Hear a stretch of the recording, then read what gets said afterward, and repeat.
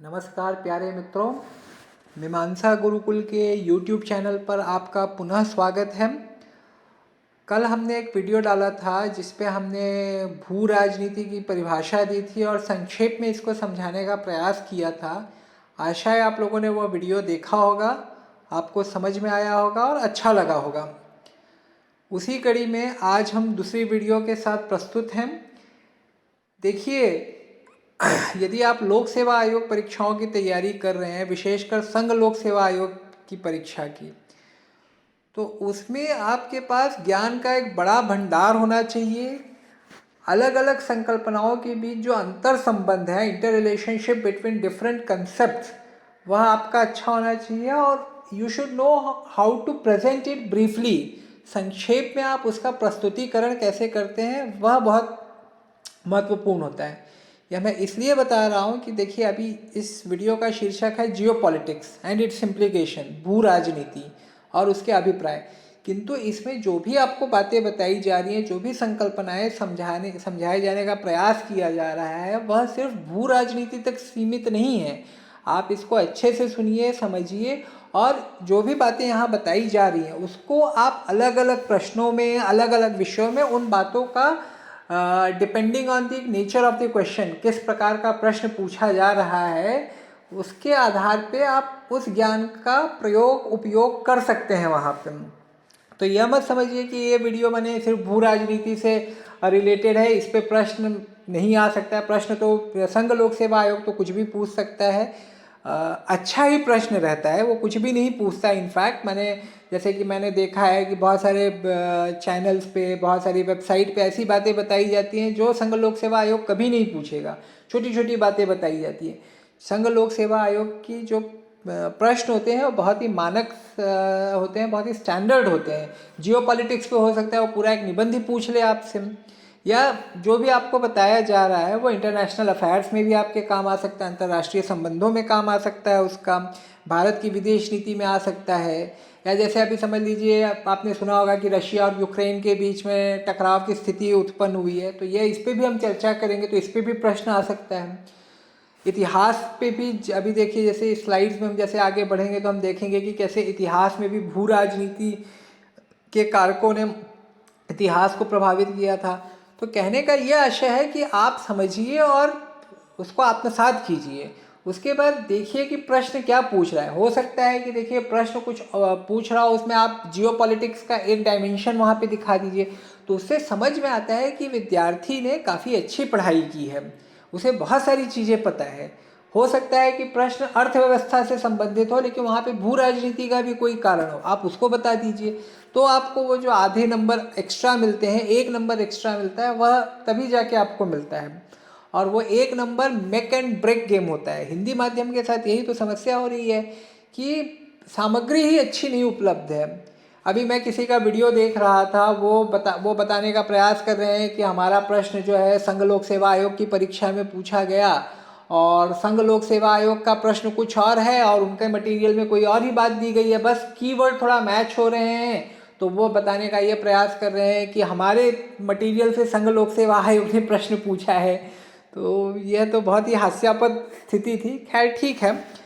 तो देखिए, मैं आशा करता हूँ कि आप लोगों ने पहला वीडियो देखा होगा, क्योंकि सारी चीज़ें एक दूसरे से जुड़ी हुई हैं। इसलिए मेरा अनुरोध है, यदि आपने नहीं देखा है तो उसको देखिए। और हाँ, कमेंट अवश्य कीजिए। हम इस क्षेत्र में नए हैं, हमको पता है हमको बताना क्या है, किंतु हम टेक्निकली इतने साउंड नहीं हो सकते हैं जितने भाई बाकी यूट्यूबर्स हैं, उतने हो सकता है हम साउंड ना हो। लेकिन ये बात निश्चित है कि आपको अच्छा कंटेंट देने का हम पूरा प्रयास करेंगे। कंटेंट में आप पाएंगे कि डायनेमिज्म है और एक क्या कहते हैं ना, एक संकल्पनात्मक समझ है। और वो हमें कब समझेगा, हो सकता है हम अपने बारे में बहुत अच्छा सोच रहे हो, यदि आप कमेंट द्वारा हमको बताएंगे तो हमको समझ में आएगा कि हाँ, हमारी क्या कमियां हैं, कहाँ पे हमें और सुधार करने की आवश्यकता है। तो आप कमेंट अवश्य कीजिए। तो देखिए, कल तक तो हमने परिभाषा और संक्षेप में देख लिया था बातों को। आज हम देखेंगे भारत की स्थिति में, भारत के संदर्भ में कैसे भू राजनीतिक कारकों ने भारत के इतिहास को प्रभावित किया है, वर्तमान भारत को प्रभावित कर रहा है या भविष्य के भारत को प्रभावित करेगा। तो इसमें देखिए कुछ हम लोगों ने बिंदु बताए हैं, आप लोगों को कुछ पॉइंट्स बताए हैं। जैसे देखिए पहला पॉइंट है impact of monsoon and Himalaya.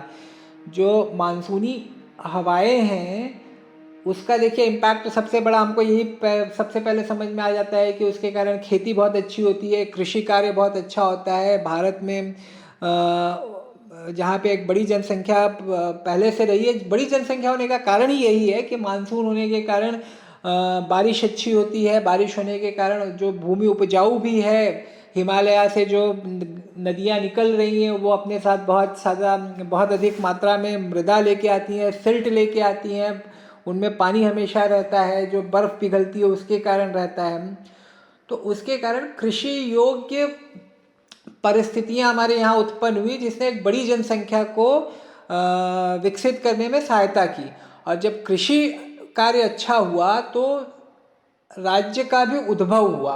राज्य के उद्भव के लिए एक प्रथम जो महत्वपूर्ण शर्त है वह यह है कि राज्य के पास कर की व्यवस्था होनी चाहिए, टैक्सेशन के लिए स्रोत होने चाहिए। तो जब एग्रीकल्चर हुआ तो वहीं से टैक्स लिया गया इन फॉर्म ऑफ ग्रेन्स, जो भी फसलें होती थी उसे एज अ टैक्स लिया जाता था। और उसी टैक्स के आधार पे जो भी पूरा राजनीतिक व्यवस्था थी, चाहे वो मिलिट्री हो जाए, चाहे वेलफेयर लोक कल्याण के कार्य हो जाए, सब उसी के आधार पे हो सकता था। तो भारत में देखिए हड़प्पा में आप देख लीजिए, हड़प्पा में जहाँ तक अभी तक पता है वहाँ पे सिक्के नहीं चलते थे। वहाँ पे माने फसल से ही सारे काम होते थे, फसल से ही बार्टर सिस्टम जिसे कहते हैं, उसी के आधार पे एक पूरी नगरीय व्यवस्था उन्होंने तैयार कर ली थी। कहा जाता है कि जो हड़प्पा में जिस प्रकार से साफ सफाई के साधन थे, जो पब्लिक बाथरूम से ड्रेनेज सिस्टम था, जो वो 17वीं 18वीं शताब्दी में लंदन में नहीं था, जो कि उस समय का सबसे बड़ा नगर था 17वीं 18वीं शताब्दी में। तो हिमालय का हमने पिछले वीडियो में चर्चा की थी कि किस प्रकार से हिमालय भारत और चीन के बीच में एक नेचुरल डिफेंस वॉल बनाता है। ठीक है, चीन के लिए भी एक डिफेंस वॉल है, एक सुरक्षा कवच है, और भारत के लिए भी वो एक सुरक्षा कवच है। किंतु अब जैसे जैसे तकनीक बदलती जा रही है, एडवांस होती जा रही है, उन्नत होती जा रही है, और जैसे जैसे चाइना सशक्त होते जा रहा है आर्थिक तौर से, सामरिक तौर से, सैन्य तौर से, तकनीकी तौर पे चाइना बहुत तेज़ी से आगे बढ़ रहा है। सिर्फ ऐसा नहीं है कि वहाँ पे लेबर कॉस्ट ही कम है, इसके लिए चाइना आज माने अमेरिका को आंख दिखा रहा है। उनके पास मैन्युफैक्चरिंग कैपेबिलिटीज़ बहुत अच्छी हैं, और तकनीकी में भी वो आर्टिफिशियल इंटेलिजेंस हो जाए। देखिए अब ये जो बातें मैं बता रहा हूँ आपको, ये आप किसी भी प्रश्न में इसका आप उपयोग कर सकते हैं। चाइना आर्टिफिशियल इंटेलिजेंस में बहुत आगे चल रहा है, 5G टेक्नोलॉजी में बहुत आगे चल रहा है, वो मशीन लर्निंग हो गई, चिप टेक्नोलॉजी हो गई, इन सब में बहुत आगे चल रहा है, बहुत कार्य कर रहा है। और रिसर्च में वो लोग बहुत ध्यान दे रहे हैं। चाइना बहुत लोगों को स्पॉन्सर करता है यूएस की यूनिवर्सिटी में जाके पढ़ने के लिए। ठीक है, बाद में वापस वही चाइनीज़ लोग यहाँ पे आते हैं, उन्होंने जो वहाँ सीखा रहता है उस चीज़ का उपयोग करते हुए यहाँ पे नए प्रोडक्ट्स बनाते हैं, उन्नत प्रोडक्ट्स बनाते हैं। तो इसलिए चाइना आगे जा रहा है, और जैसे जैसे टेक्नोलॉजी अच्छी होती जा रही है, तो देखिए अब हिमालय भी उस प्रकार का अवरोध नहीं उत्पन्न कर पा रहा है जैसे कि आज से वो 50 वर्ष पूर्व, 100 वर्ष पूर्व उत्पन्न कर रहा था। इसलिए देखिए मैंने पिछले वीडियो में भी उसकी चर्चा की थी, डोकलाम प्लेटू पे जो हो रहा है, गलावन घाटी पे जो हो रहा है, बाद में हम तिब्बत विब्बत पे भी चर्चा करेंगे। तो एक बात ये हो गई। हड़प्पन सिविलाइजेशन भी देखिए जियोपॉलिटिक्स से कैसे प्रभावित हुई थी। हड़प्पा में पहली बात तो वहाँ पे दो नदियाँ थी, उसको वैसे भी सिंधु सभ्यता घाटी कहा जाता है। सरस्वती नदी थी, सिंधु नदी भी वहीं से बहती थी। तो ये देखिए, ये मैंने आपको पहली वाली स्लाइड में हमने बताया था कि देखिए how geographical factors like location, mountains, reverse. ठीक है, तो रिवर्स ने पहली जो सभ्यता, नागरीय सभ्यता थी हड़प्पा, उसके विकास में बहुत बड़ा योगदान दिया था। और हड़प्पा संस्कृति की अवनति क्यों हुई, माने ये समाप्त क्यों हुई, उसके पीछे भी जियोपॉलिटिकल रीजन्स ही कारक हैं उसके पीछे। कैसे? पहली बात तो ये हुआ कि ये जो नदियाँ थी इन्होंने अपना रास्ता बदल दिया। जो नदियाँ होती हैं हजारों साल के कालखंड में ये अपना जो रास्ता है, राह है, वो बदल लेती हैं। ठीक है, तो उसके एक बड़ा कारण तो ये था कि सरस्वती नदी वहाँ से उसने अपना रास्ता बदल लिया। ठीक है, दूसरी बात ये थी कि पहले जब हड़प्पा संस्कृति थी, आज से इसका जो कालखंड माना जाता है, समझ लीजिए 2800-2900 BC से लेके ईसा पूर्व से लेके 1500 ईसा पूर्व तक, तो उस कालखंड में यह जो क्षेत्र था वहाँ पे अच्छी खासी वर्षा होती थी। किंतु धीरे धीरे वर्षा, अब आप उसे एक जलवायु परिवर्तन कह लीजिए या जो भी कारण रहे हों, उसके कारण वहाँ पे वर्षा कम होने लगी। तो जैसे कि मैंने बताया कि वर्षा यदि कम हुई तो एग्रीकल्चर, कृषि कार्य में भी उसका प्रभाव पड़ा।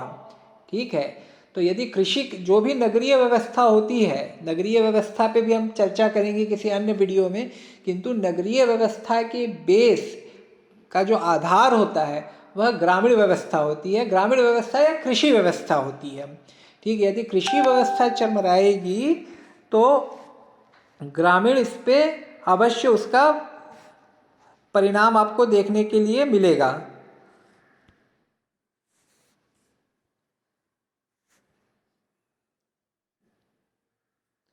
तो ये हो गया आपका हड़प्पन सिविलाइजेशन के बारे में। हाँ, एक और इस बीच में कुछ मैंने रिकॉर्डिंग करते वक्त समस्या आ गई थी, तो थोड़ा जो क्रम है वो टूट गया, उसके लिए मैं क्षमा चाहता हूँ। तो देखिए, एक और इसमें आप बता सकते हैं कि जो हड़प्पन सिविलाइजेशन, बेसिकली यहाँ पे व्यापार बहुत होता था। हड़प्पा मेसोपोटामिया के साथ बहुत व्यापार करता था, किंतु मेसोपोटामिया और हड़प्पा के बीच में एक नई संस्कृति, एक नए राज्य का उद्भव हुआ जो बहुत शक्तिशाली बन गया, ईलम। ठीक है, तो ईलम जो राज्य था ये ईरान में था। तो उसने क्या किया, जो भी इनके बीच में ट्रेड होता था उसमें अवरोध उत्पन्न करना शुरू किया, टैक्स लेना शुरू किया, कर लेना शुरू किया, तो वो इतना प्रॉफिटेबल नहीं रह गया। जो लाभ हुआ करता था वो इतना अट्रैक्टिव नहीं रह गया, इतना आकर्षक नहीं रह गया। तो ये एक बात हो गई। फिर उसके बाद हम मगध एम्पायर की बात कर सकते हैं, पाटलिपुत्र एंड कैसे मगध एम्पायर इतना जो शक्तिशाली हुआ था, उसके पीछे जो कारण थे। तो देखिए, ये आई थिंक मगध एम्पायर का जो कालखंड माना जा सकता है वो 500 आई थिंक, जहाँ तक मुझे याद आ रहा है 500 ईसा पूर्व के आसपास का कालखंड था ये। तो देखिए, मगध के विकास में कई कारक थे। जैसे कि मैं हमेशा कहता हूँ, किसी भी घटना के पीछे सदैव कई कारक कार्य करते हैं। कुछ कारक हो सकते हैं अधिक महत्वपूर्ण हो, कुछ कारक हो सकता है कम, उनका इम्पोर्टेंस कम हो, महत्व कम हो, किंतु कई कारक होते हैं।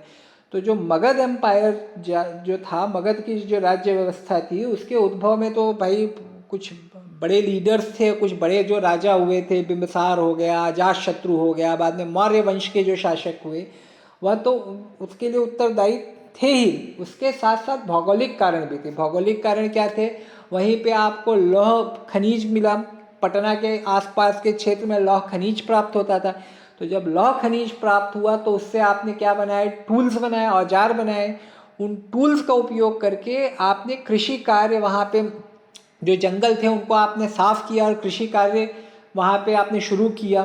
ठीक है, उसके बाद उन्हीं औजारों का उपयोग करते हुए आपने अपनी सैन्य व्यवस्था को सुदृढ़ बनाया। जो लोहे का औजार रहेगा वो कभी भी पत्थर के औजार से या लकड़ी के औजार से अधिक कारगर होगा। उसके बाद वहाँ पे जो उसकी राजधानी थी, पहली राजधानी थी राजगिरा, वहाँ पे आप देखेंगे तो पहाड़ों से घिरी हुई थी। तो पहाड़ों से घिरी होने के कारण वहाँ पे आक्रमण करना कठिन था किसी शत्रु सेना के लिए, शत्रु राज्य के लिए। उसके बाद वहाँ पे आपको नदियाँ थी, गंगा थी, सोन नदी थी। तो पहले तो भाई रोड नहीं हुआ करते थे, ट्रेन नहीं हुआ करती थी, तो जो भी व्यापार हो सकता था या जो भी सामान एक स्थान से दूसरे स्थान ले जाना हो सकता था, वह नदियों द्वारा होता था। पहले वाले वीडियो में भी हमने चर्चा की थी कि किस प्रकार से अभी यूएस कैसे आगे गया अपने इनलैंड वाटर सोर्सेस को यूज़ करते हुए, और किस प्रकार अब भारत भी अंतर्राज्यीय जल मार्गों पे क्यों इतना फोकस कर रहा है, उसका कारण क्या है। तो देखिए, उसका आपको प्राचीन इतिहास में भी उसका आपको कारण दृष्टिगोचर होगा। उसके बाद हाथी वहाँ पे मिलते थे। आप देखिए, जैसे मैंने कहा कि आपने अलग अलग विषयों में क्या पढ़ा है उसको आपको जोड़ने आना चाहिए। अभी भी आप पढ़ते हैं कि आप पूर्वोत्तर भारत में चले जाइए, काजीरंगा में चले जाइए या अन्य उस क्षेत्र में आप चले जाइए, हाथी पूर्वोत्तर भारत में मिलते हैं या फिर आपके साउथ में मिलते हैं, कर्नाटका, केरला, ये सब जगहों पे मिलते हैं। तो वहाँ पे हाथी उपलब्ध थे। और उस समय बाद में तो क्या घोड़े आवश्यक हो गए, किसी भी सेना के लिए महत्वपूर्ण हो गए। घोड़ों के बाद फिर गन इम्पॉर्टेंट हो गई, बंदूक इम्पॉर्टेंट हो गई, तोपखाना इम्पॉर्टेंट हो गया। अब तो बहुत ही टेक्नोलॉजिकली एडवांस्ड हो गया है जो भी सैन्य संगठन है, सैन्य तंत्र है, किंतु उसके पहले हाथी बहुत महत्वपूर्ण थे। तो देखिए ये सब आपको जोड़ने आना चाहिए। तो वहाँ पे हाथियों की उपलब्धता थी। तो इसके लिए मगध एम्पायर जो था वह इतना शक्तिशाली हो पाया, इतना शक्तिशाली कि सिकंदर की हिम्मत नहीं पड़ी यहाँ पे आने की। नंद के अब जो नाम उसने सुना था, रेपुटेशन से वह डर गया, उसकी सेना डर गई। ठीक है, उसी के बाद आप देख सकते हैं कंधार, जो वो पंजाब का ही क्षेत्र है, मुल्तान, पंजाब, ये सब का जो क्षेत्र है पाकिस्तान में, जो पंजाब है वह बहुत ही महत्वपूर्ण है, सामरिक दृष्टिकोण से भारत के लिए बहुत ही महत्वपूर्ण है। अभी आपने बीच में सुना होगा, देखिए फिर कैसे आप रिलेट कैसे करते हैं, बीच में आपने सुना होगा कि बॉर्डर सिक्योरिटी फोर्सेस पहले सिर्फ 10 किलोमीटर तक उनका परिक्षेत्र माना जाता था सीमा से, अब केंद्र सरकार चाहती है कि उसको 50 किलोमीटर किया जाए।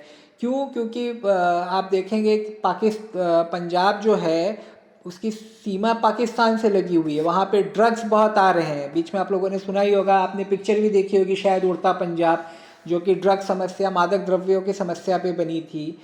उसके बाद फिर बीच में आपने सुना होगा कि ड्रोन से अटैक करने का प्रयास किया गया था। तो इसके लिए सरकार चाहती है, केंद्र सरकार चाहती है कि 50 किलोमीटर तक उस क्षेत्र को बढ़ाया जाए, बीएसएफ का जो परिक्षेत्र है। किंतु राज्य सरकार का अपना विरोध है, वह इसको फेडरलिज्म के अगेंस्ट कह रही है, संघवाद के अगेंस्ट कह रही है। तो देखिए आपको ये सब चीज़ें जोड़ने आनी चाहिए। अभी ये जो मैंने इन्फॉर्मेशन दी है, ये आप हो सकता है जियोपॉलिटिक्स के लिए बहुत इंपॉर्टेंट ना हो, किंतु आप किसी अन्य प्रश्न में इन इन्फॉर्मेशन को आप यूज़ कर सकते हैं। तो इसीलिए मैं कह रहा हूँ कि आप इन सारे चीज़ों को ध्यान से सुनिए। यदि नोट्स बनाना चाहते हैं तो नोट्स बनाइए, नहीं कुछ समझ में आता है तो कमेंट्स द्वारा पूछिए।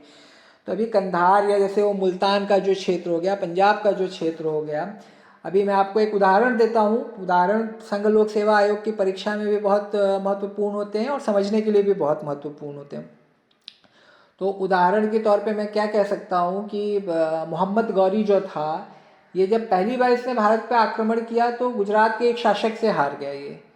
तो जब ये हार गया तो इसको तब समझ में आया कि मुझे मुल्तान पे, पंजाब पे अधिकार प्राप्त करना पड़ेगा।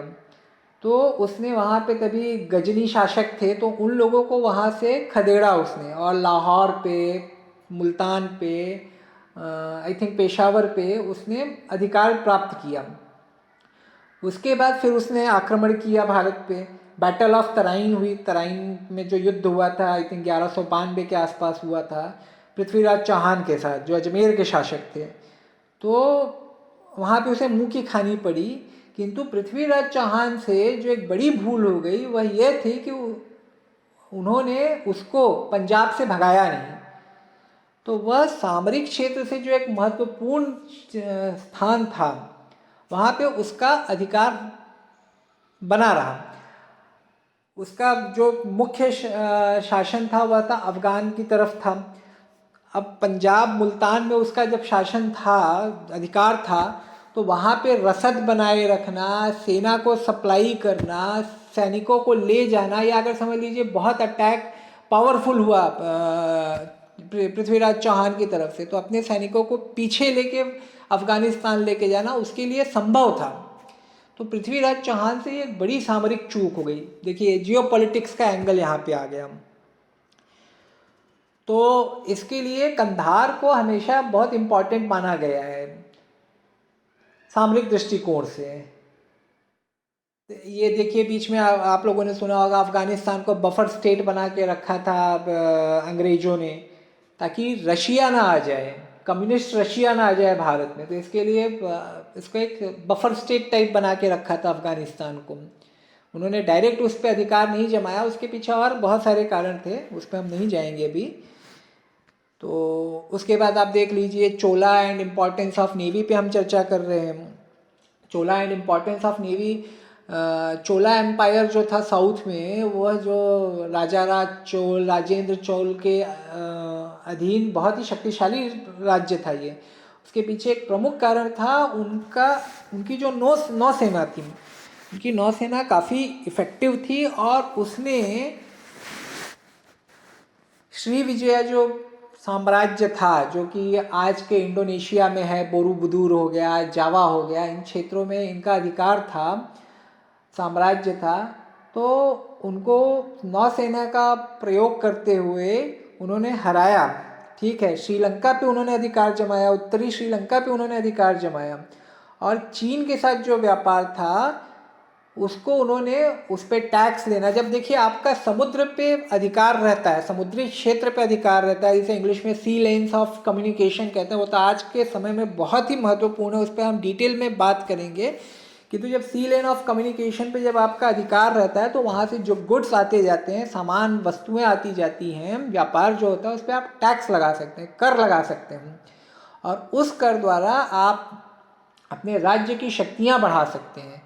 तो चोला के साथ जो बहुत ही एक अच्छी बात थी वो ये थी कि उन्होंने अपनी नेवी पे बहुत काम किया। उन्होंने केरला में पांडियन को हराया, तो वहाँ से देखिए आपका पूरा रोम का जो क्षेत्र था, केरल कोस्ट जो था, केरल तट पे, वहाँ से व्यापार करना आसान हो गया। फिर चीन के साथ तो उनका चल ही रहा था, यहाँ पे इंडोनेशिया पे उन्होंने अधिकार कर लिया, नीचे आपके श्रीलंका पे अधिकार कर लिया। तो चोला के आगे जाने का ये महत्वपूर्ण कारण था। आप शिवाजी का यहाँ पे एग्जाम्पल ले लीजिए। शिवाजी के पास न तो इतना धन था, न तो इतना सैन्य बल था, तभी भी उन्होंने नाको चने चबवा दिए थे मुगलों के, क्योंकि उन्होंने ऐसे क्षेत्र पे अपने किले बनाए जो सामरिक दृष्टिकोण से बहुत ही महत्वपूर्ण थे और बहुत ही दुर्गम थे। आप प्रतापगढ़ चले जाइए, आप रायगढ़ चले जाइए, वहाँ पे सेना मीन्स आज भी जब परिवहन के साधन इतने अच्छे हो गए तब भी पहुँचना इतना आसान नहीं है। तो आप सोच लीजिए आज से 300-400 वर्ष पूर्व क्या स्थिति रही होगी। और जो मुगलों के जो किले थे, दुर्ग थे, वो आप देख लीजिए सब मैदानी क्षेत्रों में। आप आगरा चले जाइए, आगरा पहुंचना बहुत आसान है।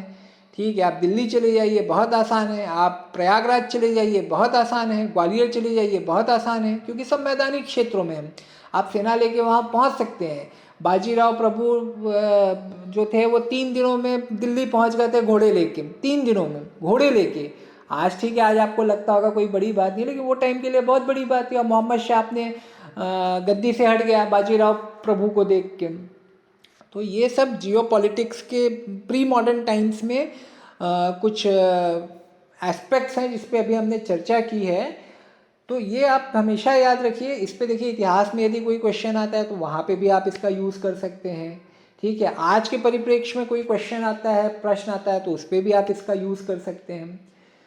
तो इसी के साथ आज ये वीडियो हम समाप्त करते हैं। अब अगले वीडियो में हम आज की परिस्थिति में, आज के संदर्भ में देखेंगे कि किस प्रकार से भू राजनीति आज के भारत को प्रभावित करती है। आशा है कि आप लोगों को ये वीडियो अच्छा लगा होगा और हम आपके कमेंट्स की प्रतीक्षा करेंगे। और हम ये चाहेंगे कि यदि हमसे कोई गलती हो रही है तो हमें बताया जाए, ताकि हम इस पर सुधार करें और आपको और अच्छा कंटेंट देने का प्रयास करें। धन्यवाद।